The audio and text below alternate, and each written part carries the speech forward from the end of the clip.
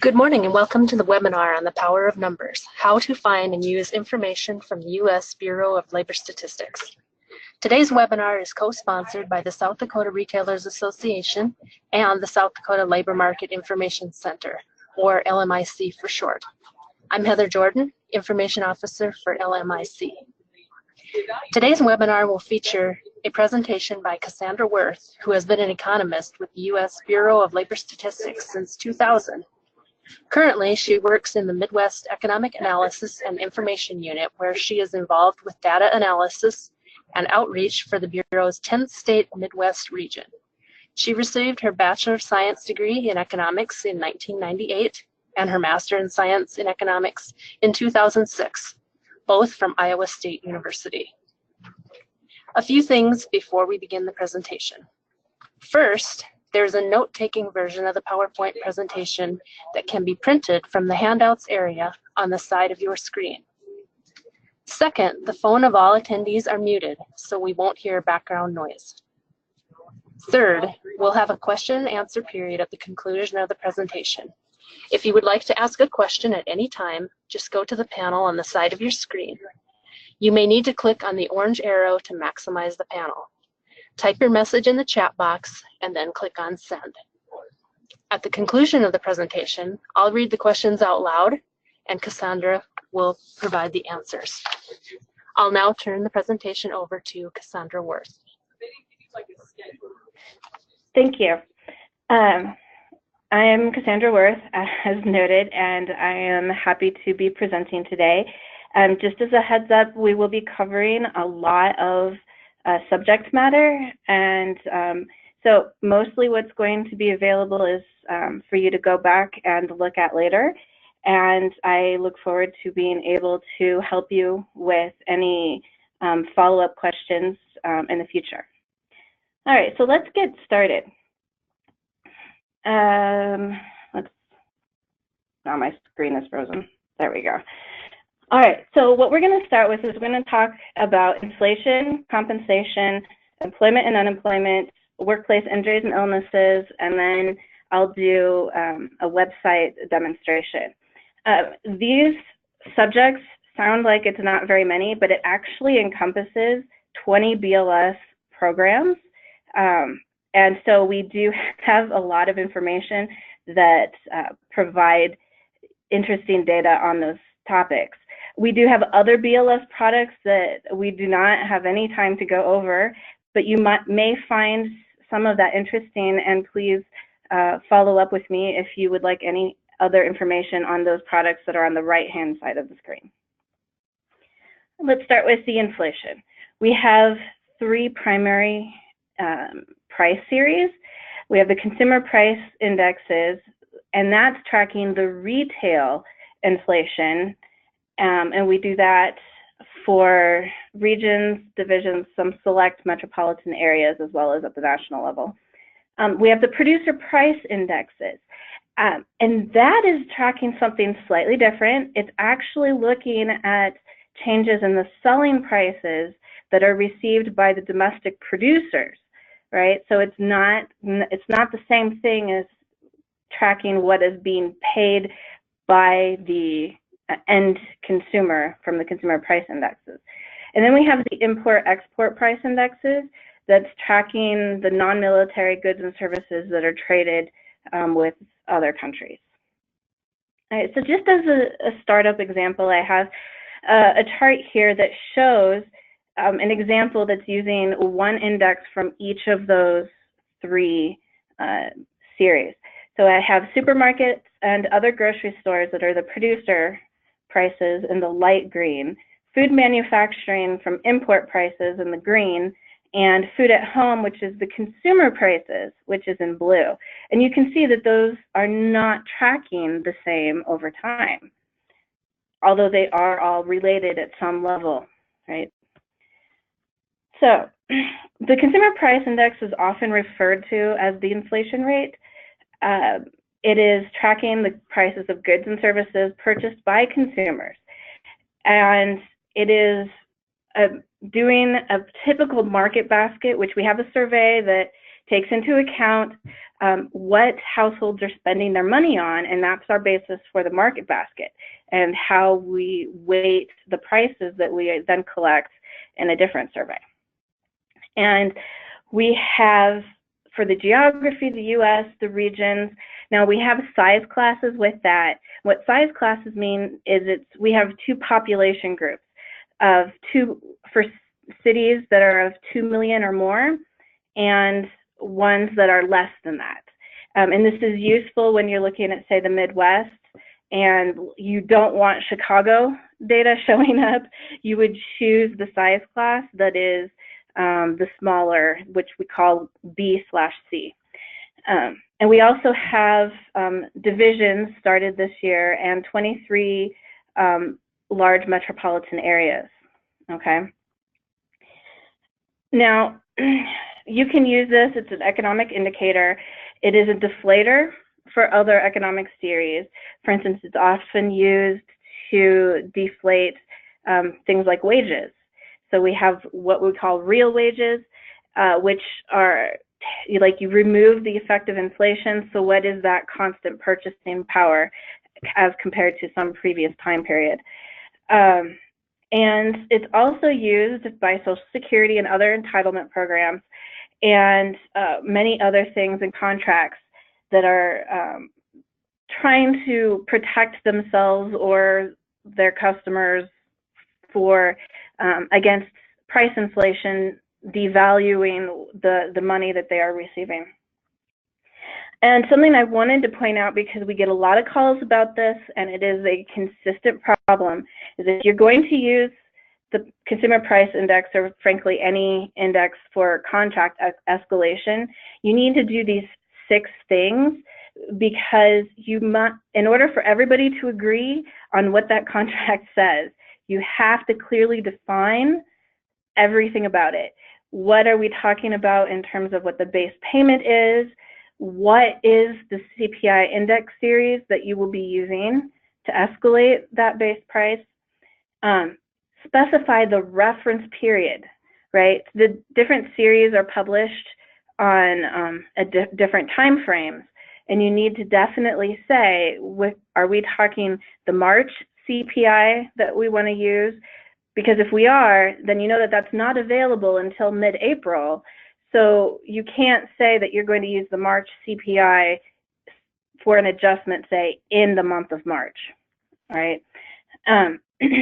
You need to say how frequently it's going to be adjusted, determine the formula for the actual calculation, and have a method for handling situations that may arise because of a revision. As an example that is very pertinent, we just had a CPI revision this year with the January 2018 data, and some of our published areas were dropped from publication, mostly due to the fact that they didn't meet the population criteria of 2 million or more. But if you have a contract that was tied to one of those area CPIs and it goes out of publication, then you need to have a backup plan. Now, for the producer price indexes, as we talked about, that is focused instead on the net selling prices producers and service providers receive. And we have 2 types of producer price indexes. We have industry indexes, and the industry indexes are focused on categorizing the price trajectory of an industry, regardless of what the individual makeup of that industry is. And then we have commodity indexes that instead ignore what industry is producing something and is focused on whether or not it's a particular type of thing. And if multiple industries make it, then that's fine. It will track it as a single entity.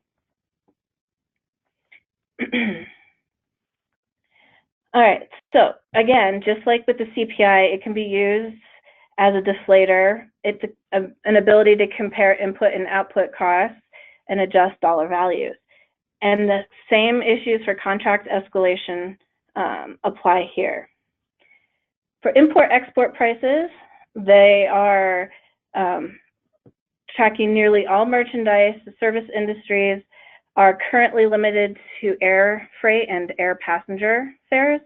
So merchandise meaning goods, right, instead of services.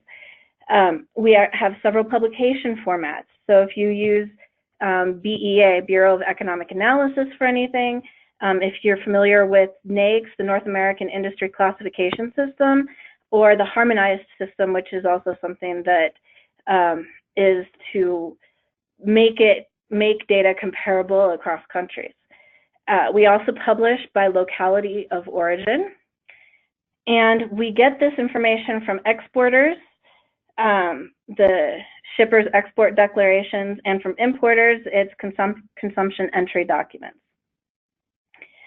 This can be used to display trade statistics, measure the import and export price trends, and analyze price elasticities. So how much does consumption change based off of change in prices, right? And analyzing terms of trade and exchange rates. Now, moving on to compensation, we've talked about inflation. And as I said, I'm going to be going through this very quickly, but I am always happy to go back over anything if there are further questions. The primary compensation-based program we have is called the National Compensation Surveys. But we actually have a couple other programs that do compensation in terms of wage data as well as employment. And we will get to those after we do the first set. So with the National Compensation Surveys, the first type of data we get out of that is what we call employment cost trends. And that's where we are tracking the change in time for labor costs. So actually, the employment cost index is an inflation measure and a price index. It's just a price index for wages, okay, where wages are the price. And we also track the level of average cost per hour worked in the employer cost for employee compensation program. We produce benefits data where we track the incidence of employer benefit plans. We track access and participation for some of those features, and also provisions of selected employee benefit plans. So the details of what is being made available to the employee. So with the Employment Cost Index, this is a quarterly publication. It is available for limited industry and occupational groups. It is also available for union and non-union, and available at region and census division and select metropolitan areas. Now, select meaning there are 15 of them, and none of them are in South Dakota, unfortunately. And so South Dakota is in the West North Central Division. So we put up an example here where we are tracking wages and salaries in the private industry overall with the US versus the West North Central Division. So we're able to see how the two different areas are changing in their compensation, or in this case, wages and salaries. All right. Then we can also do total compensation.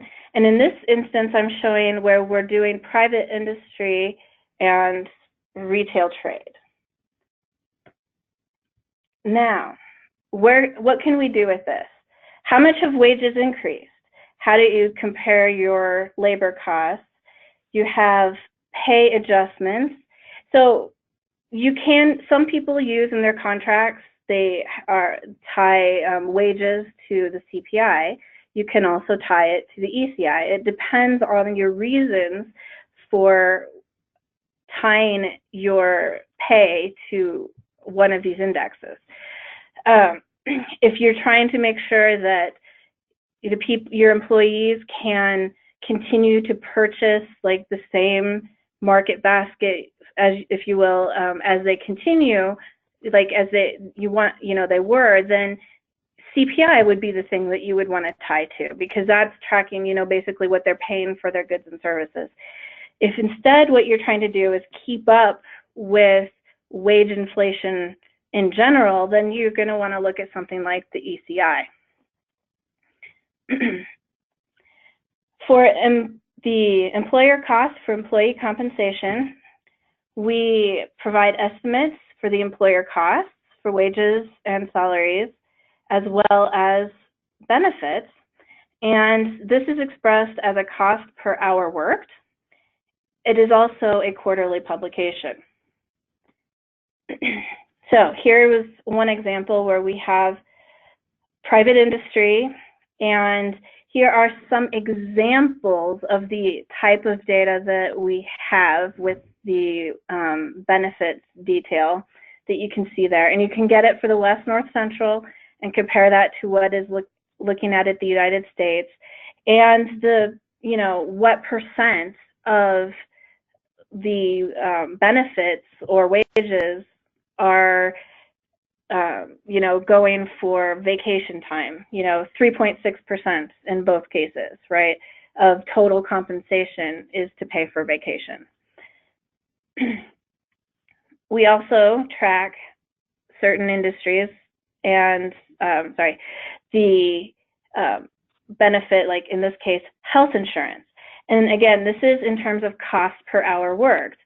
And I do have examples, if anybody wants, about how you can do this calculation for your business, and so you can make an apples to apples comparison to what we are publishing. And this is showing, again, the US versus the West, North, Central division. Mostly the US has been tracking higher, probably not surprising to anyone. We also can do this by establishment size, and it's probably not a surprise that the larger the establishment in terms of number of workers, the more they pay and the more they offer in benefits.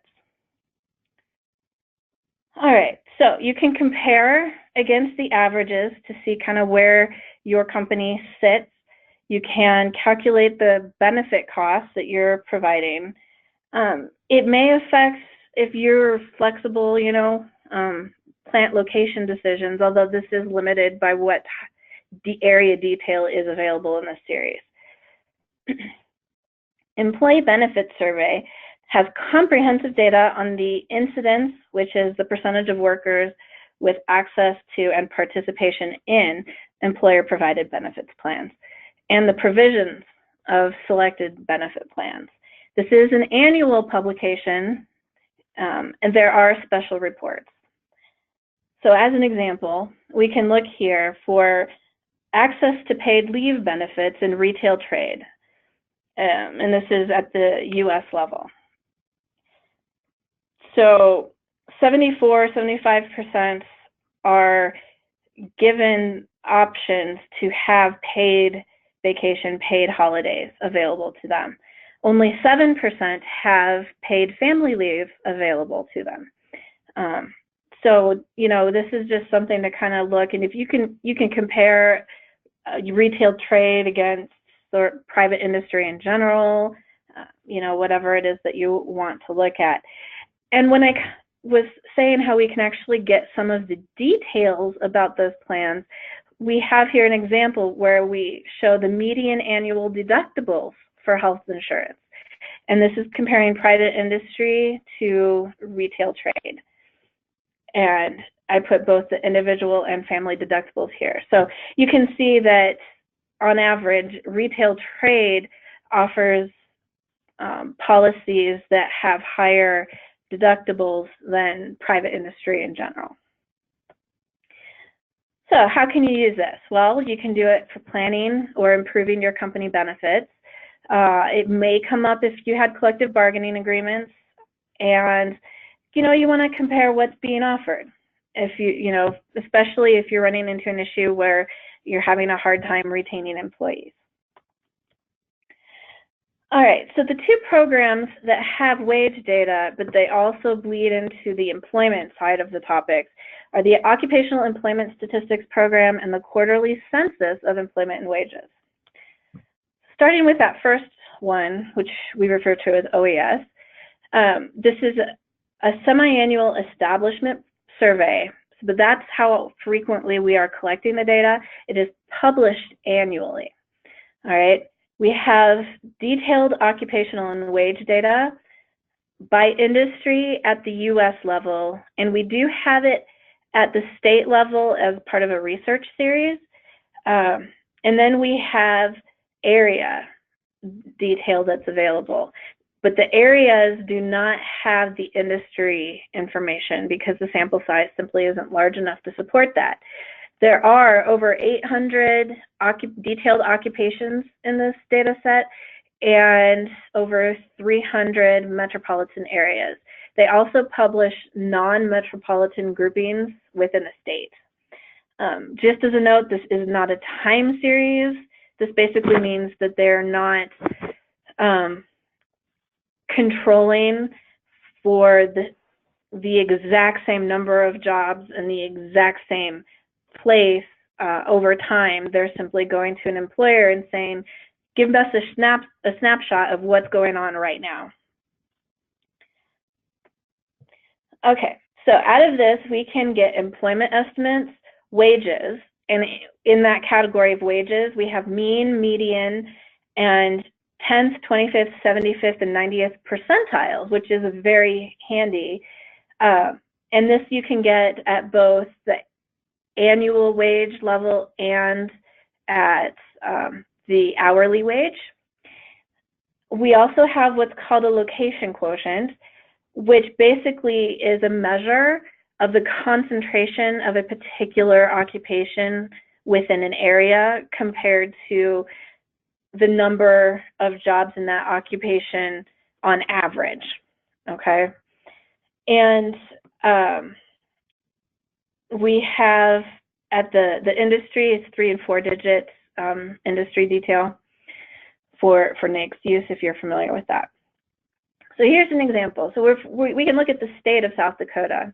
There are also some metropolitan areas and non-metropolitan area groupings within South Dakota. And we can compare like all occupations just to get the overall. We can get then specific occupations, first line supervisors. And you can see in South Dakota, they actually are paid on average more than the US in general. Customer service representatives, the opposite is true, paid much less than the US in general. Retail salespersons is very similar, and so are cashiers. Now, that location quotient can be very handy if you're trying to locate a new establishment operation in some place that already has a pool of employees that you would need.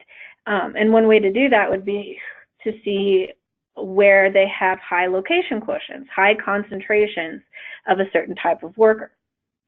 So in this case, we're looking at retail salesperson. These are the highest concentrations amongst the metropolitan areas across the country. And you'll notice Rapid City, South Dakota is in the top 10 with 1.74 as a location quotient. So basically what that's saying is that they have 74% more retail salespersons than would be on average for that area, like concentration area size. And you know, like I said, that can be useful if you're trying to locate in a place that already has a disproportionate number of people in that particular occupation. So you can use that for a number of things like we talked about. It's also something that is used for career and college planning. So you might be interested in looking at this more, not necessarily for your business, but maybe yourself or your family members. You know, you're thinking about doing something different. This is also used in employment projections, which we will get to. And foreign labor certifications, I'm not sure that you would have cause to need that, but that is also something that comes up. Now, the quarterly census of employment and wages is what we would kind of consider one of our gold standard products because it's not based upon a survey, which therefore has some level of of error associated with it. But instead, this is actually a census. We are getting the full data set in terms of the employment and wages for everyone that reports into the unemployment insurance tax system in each state, which gives us tremendous coverage. Like 97% of all businesses fall into this category. And also as a result of this, we are able to provide much better geographic detail and industry detail. So occupational employment statistics gave you occupational data. This is going to give you industry data. Here's one application of this. We can get by county average weekly wages. And now this is for all industries, but you can get it by industry as well. And this is the 4 counties that make up Sioux Falls. And we can not only get average weekly wages, but we can get employment numbers. We can get the number of establishments, the total wages, like the total wage bill that is being submitted by the company. And then we then calculate from that average weekly pay or average annual pay. We get that, like I was saying, you have establishment size information. So we can actually look at the percent of total employment in South Dakota by establishment size, total private employment versus retail trade. So how can we do this, use this? Well, it's great for local economic development.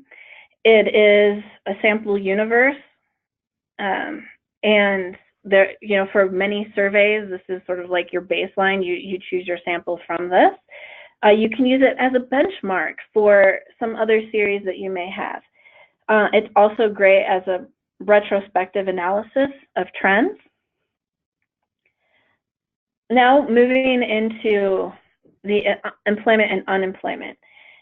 We have a lot of employment products, not only the 2 we've already discussed, but the Current Employment Statistics Survey, the Current Population Survey, Local Area Unemployment Statistics, Job Openings and Labor Turnover Survey, and Business Employment Dynamics. Current Employment Statistics is probably the one that you would be most familiar with. It's the one that shows up in the monthly employment situation that comes out usually the first Friday of every month. It has data for all the 50 states, as well as 450 some metropolitan areas and divisions for those that have them. We have approximately 641,000 individual establishments that are in the survey sample size, okay? And yes, unlike the QCEW, this is a survey, so we do have, you know, a sample size. We can get the employment for all employees. We can get production and non-supervisory employees, and we can get women as a separate series. This program also produces average hourly earnings, average weekly hours, and average weekly overtime hours for manufacturing. This is one example from the employment situation. There is a table that shows employment of women on non-farm payrolls, and here's your industry detail. You can get this. This is like South Dakota, private industry versus retail trade specifically. And we can look, for example, at a metropolitan area, Sioux Falls in this case, and go down and see industry data within that. So we can track, you know, how trade, transportation, utilities have been going over the last year. So this is really great if you're just trying to track how is the local economy doing right now. Like, this is the most current set of data you're going to get for that employment number, because it is a survey and we are able to process it within a couple weeks. So you get March employment data in April. It's at the national level, and then there's a little bit of a delay as you move down to state and metropolitan area. So it's the fastest. The quarterly census of employment and wages, because of the very, very large data set that we're dealing with, tends to be 5 to 6 months behind. So there's a delay. So if you need it right now, this is going to be your best choice. Now we have the current population survey. This also has employment information, and at the US level, it has unemployment data. But this is the place to go if you are looking for demographic information. So most of the stuff we've talked about right now has been either occupation or industry based. If you want that demographics, then the current population survey is the place to go. And one of the things I want to point out is that when we're talking about labor force, what we're talking about is the people who are employed and the people who are unemployed. And that has a very specific meaning, because if you're unemployed, that means that for most of our definitions, that means that you've actually looked for a job in the last 4 weeks, okay? There are other definitions and other calculations that take a broader view of what it means to be unemployed, but for most of our data sets, it says unemployment. It's talking about looking for a job in the last 4 weeks. Okay, but we can get some detail out of this. Like, for instance, this is also from the employment situation that comes out every month, and we can find out by reason for unemployment. So job losers and persons who completed temporary jobs, and then it gives you a little bit more detail about that. Permanent job losers, persons who completed temporary jobs, and then the job leavers, re-entrants, and new entrants. And this is very important, especially when you're looking at unemployment rates. You want to know what's going on with that number, because it's made of a calculation based off of 2 numbers. And it's important to know what's happening both in the movement of the labor force and in the movement with the unemployed.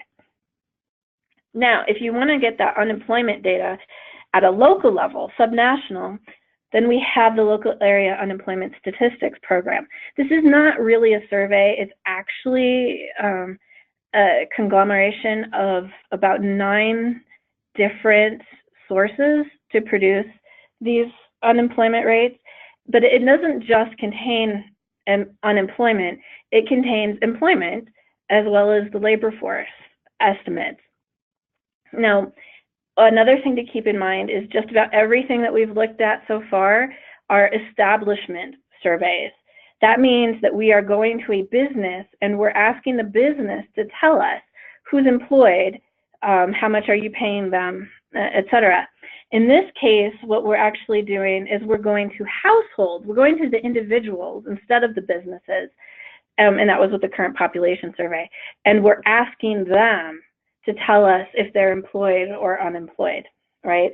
And that is the current population survey is one of the inputs that goes into the LAUS calculation.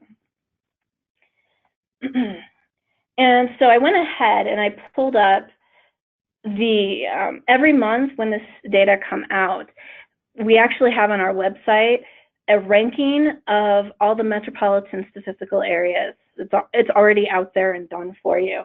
And I find it interesting to go ahead and pull up that if we look at the first 5 lowest unemployment rates, Sioux Falls, South Dakota is tied at that number 3 spot. And then Rapid City is at 16 with 2.5. So, you know, sometimes it's just kind of good to see, you know, well, how does my area look compared to others? All right, so the next one I want to look at is probably one of the lesser known programs, which is the job openings and labor turnover. And this is very useful because what it's doing is it's actually looking at how many openings are being published. You know, it's like we're saying we have this many openings. So it's looking at some of that churn, that labor churn, what's going on. People are, you know, there are job openings, there are people that are getting hired, there are people that are quitting or getting fired or being laid off. And so this is the program that allows us to get a little bit more insight into what's going on with that. So as an example, we're looking here at the retail trade industry. And so this is comparing July 2018 versus July 2017. You can see that there were many more hires this year than last year, as well as, well, more openings, quits, and layoffs. So more of everything, right? But the interesting thing is, so there were more openings than there were hires, and there, you know, were much fewer layoffs and discharges. So, you know, this is sort of where you can kind of gauge how tight is the labor market right now, right? It also kind of like, what's the thing going? You know, are people trading out jobs really frequently right now? Or are people holding on to their jobs? They're not quitting, right? So looking at how many people are quitting is a very good indicator of slack in the labor market. Another lesser known program is Business Employment Dynamics. This is a quarterly series of gross job gains and gross job losses. So we're talking at the establishment level, looking at how that employment is going and whether that employment changes are happening with establishment openings or expansions of existing establishments, or closings or contractions of existing establishments. And so one example you can get, and this is actually from a national press release, so you can compare the expansions and contractions and openings and closings. The other thing you can do, and this is at the state level, we can get retail trade. So we're looking retail trade in South Dakota, and we're looking at, okay, what's our information in terms of expanding establishments, or, which is sometimes even also very interesting, opening establishments, businesses that were not showing as previously having positive employment. So, you know, it's like new businesses opening is usually a healthy sign in an economy. And you also have the businesses that are contracting, having lower employment levels than in previous quarters, and ones that are actually closing. And then we can look at the net employment change. And this can be expressed both as level or as percent. And this is actually in a publication news release that we have, so you don't even have to go find this data yourself. It's sitting out there ready for you to go pull it. So we can observe the relationship between the pace of job gains and job losses, as well as the net employment change. So labor market volatility, what are we looking at in terms of confidence in opening new businesses? What's behind the net change in employment? And you know, what type of establishment is driving that? Okay, there we go. So what's the difference between all of these programs? So we actually have a little matrix here to give you a little bit more of a concise idea of what makes all these different employment measures different, basically, and why you might go to one versus another. Employment projections, all right? So these are done every 10 years, well, not every 2 years for a 10-year period. And the current projections are 2016 to 2026 and cover more than 800 occupations and 300 industries. All right, we produce at BLS national estimates only, but they are an input for state and local employment projections done by the states, right? And so you can look fastest growing occupations, looking at percent change, but that's not always the only indicator, right? Because as we can see here, solar photovoltaic installers are the most rapidly growing with that 104.9% projected increase, right? But if you actually look, that doesn't translate into very many jobs. So there are two ways to look at this, the rate of growth and the level. And when we look at the level, we can also look instead at the fact that now we have, oh, and you can also see, you know, how much in terms of wages we're looking at for comparison purposes. You know, here's the level change and its associated percent change, which is variable. But usually what I find people are most interested in is the data set from employment projections that actually talks about openings, job openings, not just newly created positions, but having to fill existing positions as well. And so that's what this data set is showing. And in this case, retail salesperson is the second largest in terms of number of openings per year. So, you know, a lot of people use this for making career choices, career counselors, students, whatever, job seekers. But it could also be used for planning purposes. The Workplace Injuries and Illnesses series, this is actually annual data set on the rate and number of work-related injuries and illnesses. And we also have a fatality program, and they have a lot of detail available from that, which can be used to look at your particular industry or your particular operations and see whether or not you have a safety issue that you might need to address or invest money in. For instance, you can look at recordable injury and illness rates, and this is by selected industries. The other thing to keep in mind, so if we're just looking at total rates, this isn't taking into account severity. This is something that we can get separately. Like there are other outputs that tell you like what part of the body was injured, you know, how many days away from work, or if it had a job transfer. There's a lot of detail that are available here. Unfortunately, South Dakota does not currently participate in this data set, so I could not show you any South Dakota data.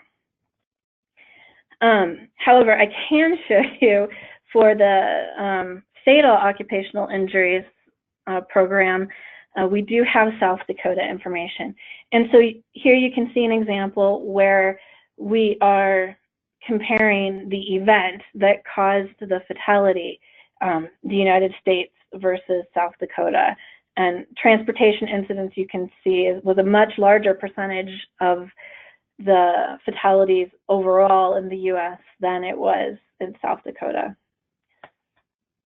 All right, so this is sort of like the end of my slide part. So I have a few minutes left. I want to go ahead and move to the website. I just wanted to say for any of you who may be respondents, please and thank you, because everything we produce that we just talked about, with the exception of QCEW, is completely reliant on you know, people volunteering to participate in our surveys. All right, so I'm going to go to the website now. And the first thing I want to say in terms of how to find information on our website, there are two very useful places to start. The first one, I'll say, is on the top where we have these tabs, is the subject one, because this is organized similarly to the way I did this presentation, which is by topic. So you don't need to remember that it was NCS program or QCEW, which are all these acronyms that mean nothing to the general public. This is like BLS speak, right? So instead, if you're looking for information on employment projections, well, you can look under employment and you can see here's employment projections. Or if you're looking for employment by occupation, you can click on that, and that will take you to our occupational employment statistics data page. If you are looking for that in business employment dynamics, you can look here. And if you're looking for worker characteristics, you can click. So this is giving you a place to start, right?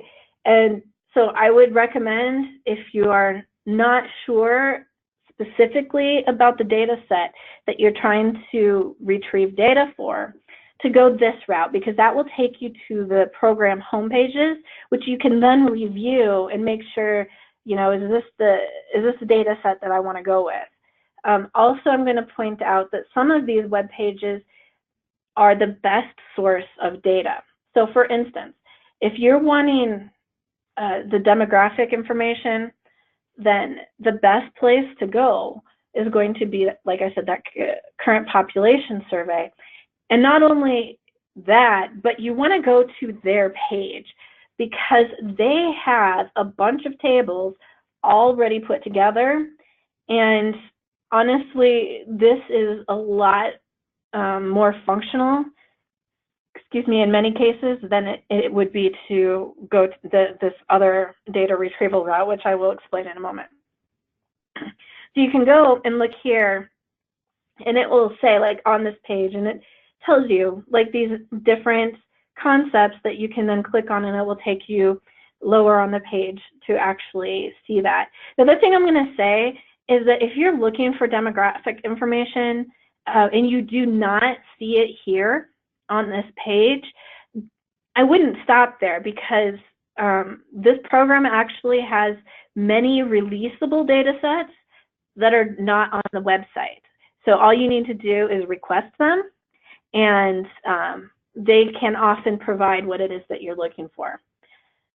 The other thing that I'm going to go and show you is, so when we're looking at, let's say we want to look at that county level employment data. All right, so I'm going to go and click on the state and county employment, which takes us to the quarterly census of employment and wages, that non-sample, the actual census page. And if you're looking for data that's not like a long historical series, your best bet for data retrieval is to go to this page and then scroll down under the topics, and they have this tools and tutorials, and this first one, which is the data viewer, is by far the easiest way to retrieve their data, okay? So I would recommend going this route first.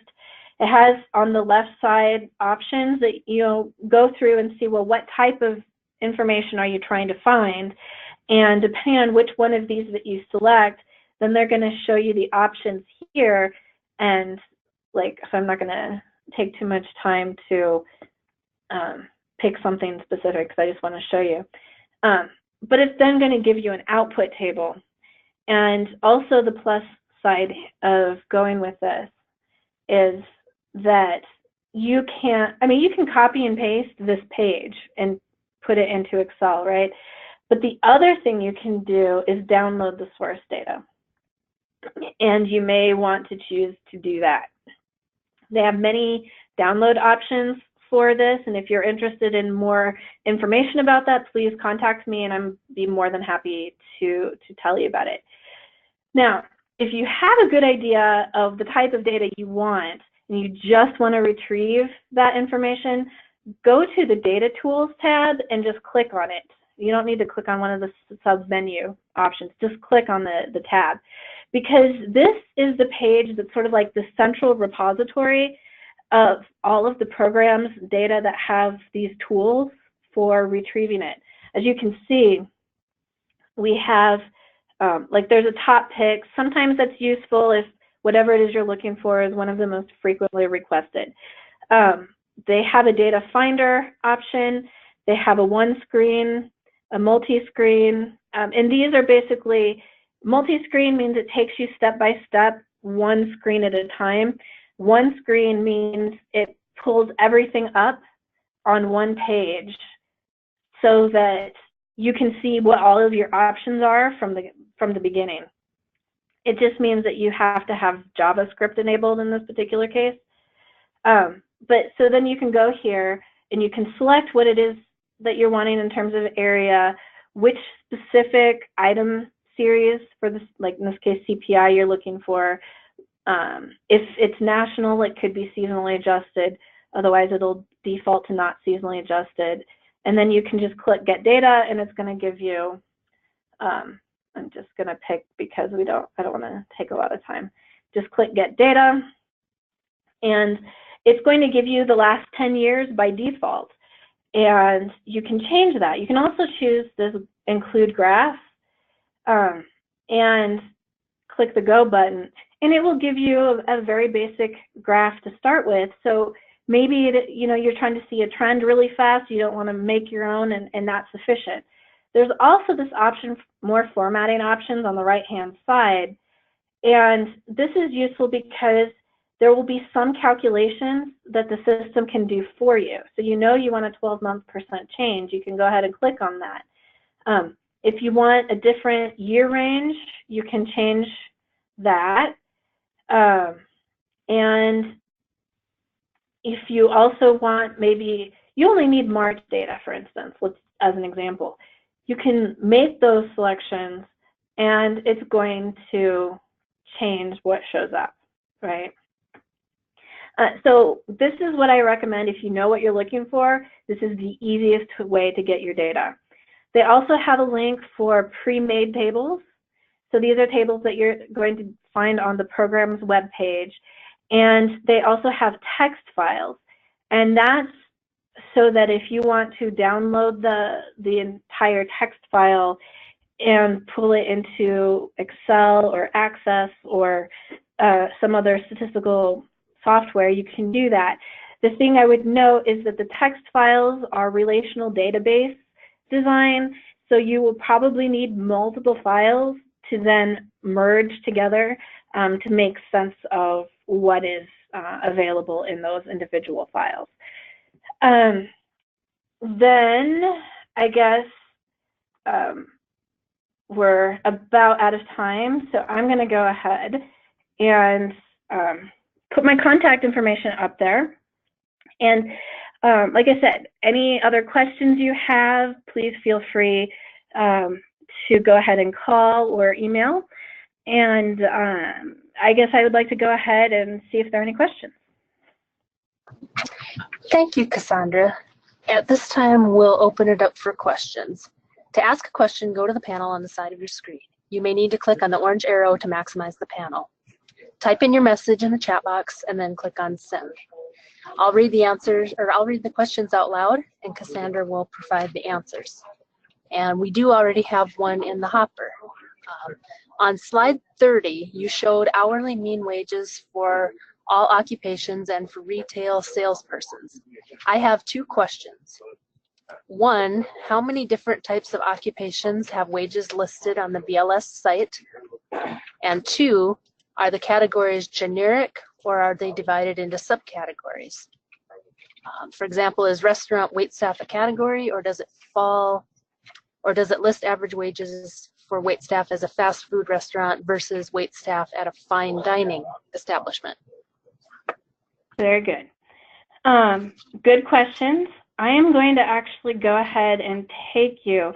So it depends, like the detail that are available depends on the area because you have to have a sufficient sample size to publish. But I'm going to go ahead and pull up, let's go ahead and take Sioux City. This is one of those cases that the easiest way to look at the current occupational data set is to go to their webpage. And you can actually go, they have over 800 detailed occupations are available, like potentially available. Again, the specific number in the specific area is going to be dependent on the sample and that area's composition. So you can go here, and these are like the major occupational groups, which is how the data are organized. But if you come down here to the table, what you can see is it's going to show, well, let me see if I can find sales and related occupations. So for instance, this is the detail that is available. At the area level, this is occupational only, not industry. But you can go ahead and click on any one of those occupations because they're all links, and it's going to take you to a summary page that explains what goes into that occupation, like what we consider to be a retail salesperson. And it will give you some summary statistics that will kind of tell you a little bit of information about it. If you want that information about the different industries, we have it, okay? But you have to be willing to go back up to the US level or look at the research series for the state. And you can go ahead and get that information for the industry specific. So if you go, like, I just clicked on this OAS data link that was on the left-hand side, and it took me to this page, and you'll see that there are research estimates by state and industry. And you can go ahead and look here, and it will show you different industry breakouts. And then you can go to that page if it goes. Oh, it's showing up to download. Which we don't have time to do. But then you can look at that Excel file will show all those occupations that were employed within that industry. Okay? Okay, our second question that we have is, I'm looking to find the average pay for childcare workers, such as lead teachers and assistants. Where can I find that? I would go here. This would be the same place. And again, this is going to be, well, what geographic level are you looking for? And if you're looking for the metropolitan area, you can go ahead and click on that and go to the metropolitan area of interest, like we did before. And you said childcare workers. So I'm actually cheating by using Control F to do a find for childcare workers. The issue here is finding the right combination that will find the match. That's social workers, which is not what we're looking for. Teachers, special education, adults, middle school. Yeah, that's interesting. I don't see it right off the bat, but this is generally the way I would go. So here I'm looking under, so like community and social service occupations, or education, training, and library. Let's see. And it doesn't seem to be in any of those. Not healthcare. Personal care, child care workers. So it's under the personal care and service occupations, and here's the child care workers, and here's the default set of data that you can get. Now, if you download the data set, which is an option at the top of the page, let me go back up, downloadable Excel file, you will be able to get the percentiles in addition to the mean and median that they show on this page. And you can also, like I said, you can click on that, child care workers, and get summary information across the board. Where was that down here? Oh well. So anyway, yeah, you can definitely get it that way. And you just need to know what geographic level to start with, and you can use these tables to navigate down to what you're looking for. Okay, our next question, how is the workplace injury data obtained, and does the BLS send a survey to random businesses? Yes, so we do have, for the injury and illness data, we have a cooperative program with states. So our data are either collected directly by BLS, the data collection is contracted out to Census, or we have what we call federal state cooperatives. And in that case, the state is generally doing most of that collection activity, and this would be one of those programs. And yes, it is a situation where you could be selected to participate in the survey. So it is one of those samples, right? And that you would be sent a survey. You're sent the survey at the beginning of the year, and it has a record-keeping log, so that for the whole rest of that year, you have the documentation needed for how you would do your record-keeping and to account for any instances. And at the end of the year, you would then send that form back to BLS. Is there another part to that question? Nope, I think that answers that. Okay. The next question is, how do I obtain information regarding wages? Right. So as I said, we've kind of gone through several of those options. And if you're not sure, like I said, what program specifically that you're wanting to do, I would go back to that subjects tab, hover over it so the context menu pops up, and look at the pay and benefits side, right? And so like the wages by area and occupation, you can go ahead and click on that. And in this case, because I clicked on something for which there are multiple program sources, what it does is it takes you to a page that explains the different types of wage data that are available. And those pages like this have links that will take you directly to the program that offers that data set. Okay? Okay. The next question is, I can find the data, but some of it is confusing. I would like to utilize it for compensation planning for the coming year. Yes.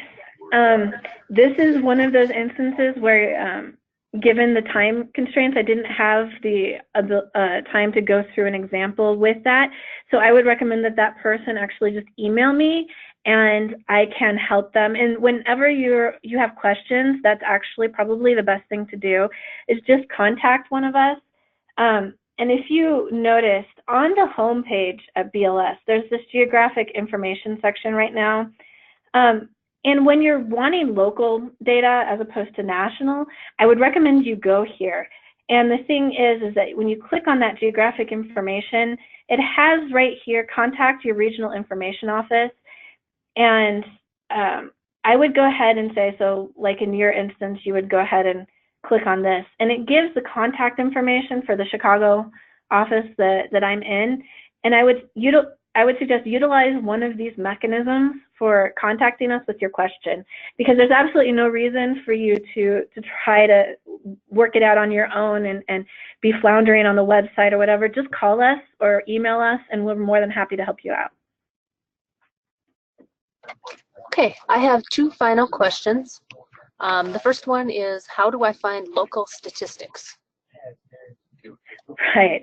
So given the variety of data, right, the best bet if you're looking for a specific area is, again, to go to that particular area's regional office. So for South Dakota, I would say in the subjects tab on that far side is regional offices. So I'd go ahead and click the Midwest Chicago office. And this is where we have a lot of information already put together for the local area. And you can click on any one of the states. If it's a specific state you're going for, you can use the drop down to select states. We have the subjects if you want to do it by subject to see what information we have.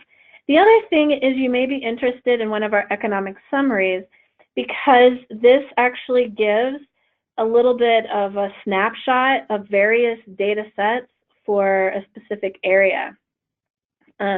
These are currently online as PDFs, and there may be other areas.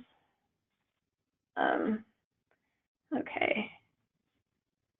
I have to admit, I am not usually using there we go. Like that took a while. So you can see it's got unemployment, it's got average weekly wages by county, it's got some of that employment from the CES program, CPI data, expenditures, which we did not have time to go over, some producer price indexes, occupational wage data, as well as that employer costs and ECI. So those are just like little snapshots that give you, here's a starting place for different data sets. And again, I would always say, if you don't know, instead of wandering around, just contact somebody in the information offices, because that's what we're there for. We're there to help out. Okay, our final question of the day: how do I find salary levels in South Dakota for different types of engineers to bid federal government proposals?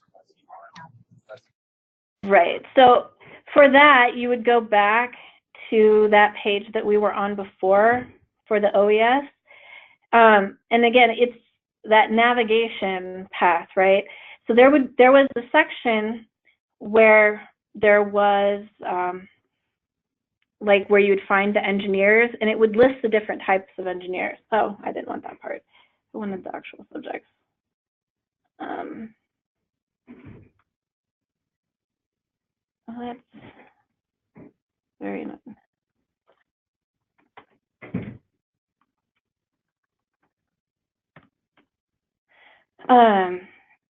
So we go back to our data, find our data set. I'm just going to pick one at the top because it's there. And then if you look at these occupational groups, there's an architecture and engineering occupation section. And, well, okay, this area wasn't a good choice. In this particular metro area that I picked, they have industrial engineers, mechanical engineers, and civil engineering technicians. So like I said, this is going to be area dependent. So the degree of detail is going to be dependent on which areas you select.